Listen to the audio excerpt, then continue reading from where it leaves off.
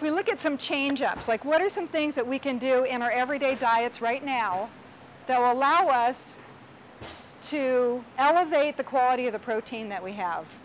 One is, if you're eating regular frozen chicken, you can go with organic chicken. It is a very lean protein source without the hormones. If you're able to do that, always the white chicken breast is the leanest over the darker meats. If you go for peanuts and peanut butters, those also have a lot of protein, but it has an extraordinarily disproportionate amount of fat as well. So almonds and walnuts are better than peanuts in terms of quality, in terms of the omega-3s, and the value of what that nut can be in spite of the fat. We do need those healthy fats also. Regular yogurt, what could we do with that? Regular yogurts usually have a lot of sugar in it and often fat, so you can switch it out to non-fat Greek yogurt. Has any of you tried that? Non-fat Greek, do you like it? Yeah, but also I read that when they make a product to make them non-fat, they put some sugar in order to make them non-fat. That's a good point. So what she is saying is, if you can't hear because it's a little loud in here, what she's saying is that the non-fat yogurts, they will oftentimes put sugar in it to make it taste good. And that is very true of the food industry. If they tout non-fat, they've added sugar. If they say no sugar, they've added fat. If they say no trans fats, then they might have high saturated fats. You do have to be really, really careful. So for the non-fat Greek yogurt, though, there is a non-fat, no sugar, plain Greek yogurt. It is so full of protein. And we'll get to that slide. It's about 20 to 24 grams of protein. Really high quality food. Okay? So regular yogurt, you can ditch this, switch it out, okay? Cheese, any of you here eat cheeses on a regular basis? What kind?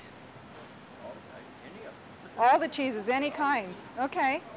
Just a word about cheese, they do have protein. This is just a rule of thumb.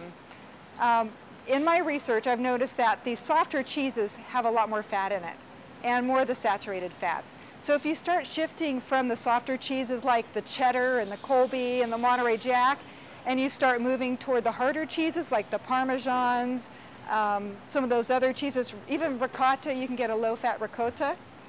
Buffalo mozzarella, goat cheese, those are going to be a little better. You're looking at me, goat cheese, like that's unusual. Have you heard of goat cheese? No. No, I know what is that. Yes. I just wouldn't think that any of them are It here. depends on the level of where you're taking your health. For a transitional thing, like I typically do not eat many cheeses. I'll eat only the hard cheeses, like a little bit of Parmesan. The better, if you eat cheese. Yeah. It's like, if you drink, don't drive. If you eat cheese, try to go for the harder cheeses. Because you need fewer of them, you need less cheese, it has more flavor. Like if you think about a Parmesan or a, yes, Jim? Okay, blue cheese, my favorite. Where's that ranking on quality? Food quality? It's in there with all the other cheeses. It's not a hard cheese. Just leave it out and let it get hard, maybe. Let it dry out. It is my favorite. If it's your favorite, then use it sparingly. You don't need to eat it every day, just a little bit on top of your salad. Moderation, rather than deprive yourself. But if you do that, that's fine. Just account for it as part of your fat for the day, right? It's like you kind of plan what you eat. We don't need a lot of cheese. Some people will sit down and eat cheese and crackers, and they don't realize that they've consumed 1,000 calories. One slice of cheese, 1 tablespoon, as with any oil, is about 100 calories. So that's almost 100 calories per bite, which is great if you're budgeting for it, and it's great if you don't need to worry about weight. But most of us are trying to balance our weight a little bit. Farm-raised salmon, do we have any salmon eaters here? Yes? Good. Do you normally get farm-raised or good, wild? Good. There's a big difference. Ah, very good, yes. So she's saying the Alaskan sockeye salmon, which is quite good. Just when you look at salmon side by side, a farm-raised salmon and a wild salmon, you'll see the marbling in the farm-raised. There's a lot of fat. And it's not just the fat, it's the quality, and the color, everything. It's just, if you have them side by side, it's quite a big difference. And then if we're talking about your grains, rather than having a super low or no protein orzo or white rice, something like that, is swap it out for quinoa. Have any of you tried quinoa? Yes. Yes? How many of you? Great. You have not tried quinoa yet. Oh, okay. I was going to say you're in for a treat if you have not. Quinoa is excellent. The other thing you can do is combine brown rice and beans. Do we have any vegetarians here? Any vegans? A husband. Okay, good. So you know somebody? Yes, you are? Okay. How do you normally get your protein? That's why I'm here. Oh. I've been eating pretty much organic chicken for a couple of years. Uh-huh. Until last year. It's been about 10 months now. Okay. So you've decided not to incorporate animal. Correct. Are you lacto-ovo vegetarian? So you'll eat eggs, you'll milk, Yeah, dairy. Yeah. Okay. Good. Okay. I have a question about it. So, like, for example, because if you're working out a lot and you're vegetarian, let's say, then, like, because lentil is good, also has a lot of protein, and quinoa and tofu, but can they replace, meat?